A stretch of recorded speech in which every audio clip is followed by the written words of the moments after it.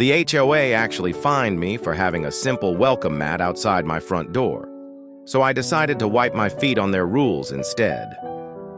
It all started one quiet morning when I opened the door to grab the newspaper. Right on top of the mat was a bright orange violation slip taped down by the board. The paper said, "Unauthorized decor on entryways, HOA violation." And beneath it was a $300 fine. I thought it had to be some ridiculous mistake.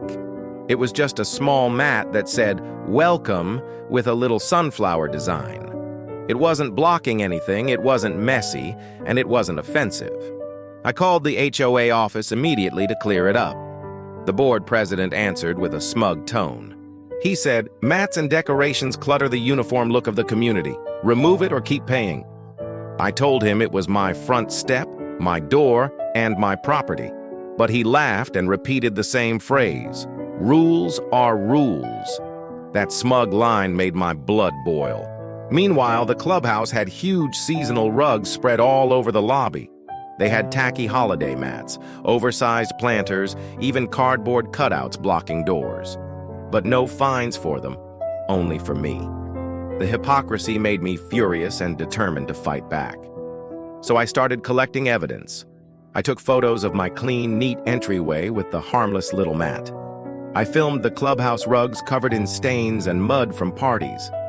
I pulled the HOA handbook and flipped through every page. Nowhere in the rules did it say, "No welcome mats." I filed a complaint with the city housing office, attaching all the proof. But I wasn't done yet. I printed giant copies of the HOA handbook pages and highlighted the missing rule. Then I taped one right to my front door, and on the ground, I left my welcome mat in place but with a twist. I customized a new mat that read in bold letters, "Wipe your feet on HOA rules." Neighbors laughed every time they walked by. They snapped photos and shared them in the community group chat. Soon, half the neighborhood was talking about it. The board president stormed over, red-faced, and tried to tear the mat away, but I filmed him the entire time. When I told him he was trespassing, he backed off in a hurry. Days later, city inspectors arrived. They reviewed my evidence and confirmed the obvious. The HOA fine was completely invalid. In fact, the clubhouse rugs were the real violation. The board was ordered to remove every single one of them immediately. On top of that, the HOA was slapped with nearly $15,000 in penalties for harassment. The president tried to spin it at the next meeting. He claimed I had embarrassed the community.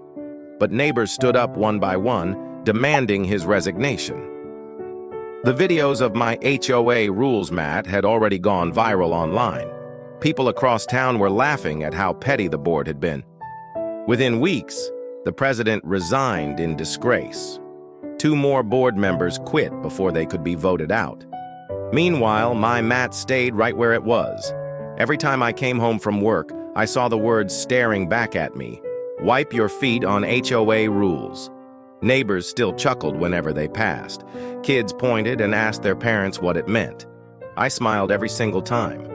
Because the HOA tried to strip away the smallest piece of comfort.